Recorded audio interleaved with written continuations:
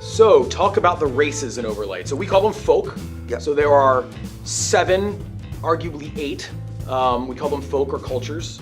Yep. So you want to start with one and we'll trade off? Sure. Well, the Zenith monks and the Hamanu. Sure, so they're the paired race. Right? They were sort of, I wanted to kind of tap into a lot of the, I watch a lot of martial arts films but I like the non-human element of the Hamanu, and ultimately, any story that involves one of those pairs is going to have like a buddy movie aspect, because they're going to be reliant on each other, and in some ways their powers sort of require a partner. And to be clear, like the Zenith monks are humans. They're a different subculture of humanity, and the Hamanu are large ape-like folk, the indigenous folk of those mountains. One of the other races is the Binyari. The Binyari are on a shard called Banyan. It's sort of a dense old-growth forest. The Binyari are small mammalian bipeds that have developed a symbiotic relationship with the plant life of their home shard, so that there are a distinct number of tribes, and each of the tribes has a different appearance based on their spiritual relationship with these massive hearthwood trees. The most common of the Binyari are, again, these small furry critters that are almost encased in vines and bark and branches of a tree, but they are two beings as one, and they're very much driven by compassion and feeling like they're part of the world.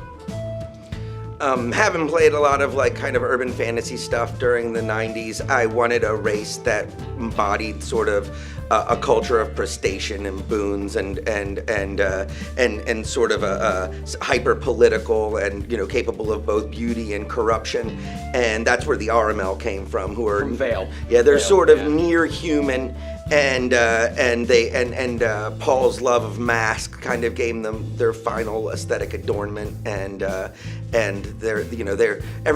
people don't really know when they encounter RML NPCs like what side of the fence they're on, but I think that adds to the fun of the Yeah, film. they very much sort of revel in the beauty of life, but also some of them take a darker turn too. Who missing? So the Harkeen. So the Harkeen are our version of humans. They are humans in any way that matters. They live on a shard called Hark, which is a giant continent-sized city. Our vision of humanity is very multicultural and just a giant, dare I say, rainbow of all of the different varieties of humanity, all in this crazy dense city. And as much as we're very much fans of what you might call European fantasy, George and I both have enough interest in whether it's world culture or anthropology or world religion that we wanted to bring in some fantasy or mythic elements that were very non-Western. So we wanted to avoid distinct cultural analogs, but there's a lot of sort of mixture of different influences going on with the Harkeen. And the Harkeen are, in a lot of ways, a direct response to so many fantasy role-playing games where humanity is the chosen people. Ours are the opposite. Like in a lot of ways, the Harkeen are sort of the folk that the other races look down upon, and that's very much tied up in the mythic origins of the world and the fact that it's all their fault. That this is kind of all screwy the way it is.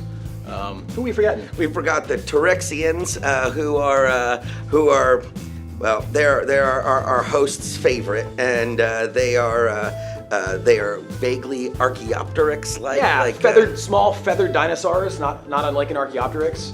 The other part of a fallen culture. Yep. And in the book, actually, most of the setting material is told in the first person through the eyes of a Tyrexian tutor. Yeah, and although they're like reptilian and avian sort of combined, they are, which is sort of like kind of an early evolutionary step. They are our masters of a certain aspect of technology, and certainly an understanding of the way the shards Absolutely, themselves understanding live. of the way. So what's that leave us with? The Pyroi? Pyroi. You want to take the Pyroi? Sure. Pyroi are sort of a love letter to sort of Persian mythology and sort of and also sort of sword and sorcery fantasy. Like yeah, very sword and sorcery. They're big. They have sort of this. Strange humanoid affect. They're red skin with elephantine feet. Yeah. And they are big weapons. And Everything about them is grandiose, whether it's their rituals or their customs or the way that they fight or the way that they live. Yeah, they are certainly capable warriors, but they're also very capable emissaries and diplomats. Their shard sort of necessitates it. Pyre is a blasted volcanic tundra for the most part. Yeah, it's an exercise in extremes. They're all the way at the bottom of the stack. They're the bottom of the world. Yeah. I think that's everybody except the Novapendra, all the way at the top. Novapendra are gigantic sentient centipedes. They have a very special place in the cosmology of the world. They are not a playable culture, but they are sort of viewed as either folks that are trying to achieve spiritual enlightenment or man-eating monsters. They're very much a story hook and an opportunity to tell stories around the Novapendra and why they're interested in the affairs of the other folk. But they're there. But some of that we're going to keep a little close to our chest as things develop.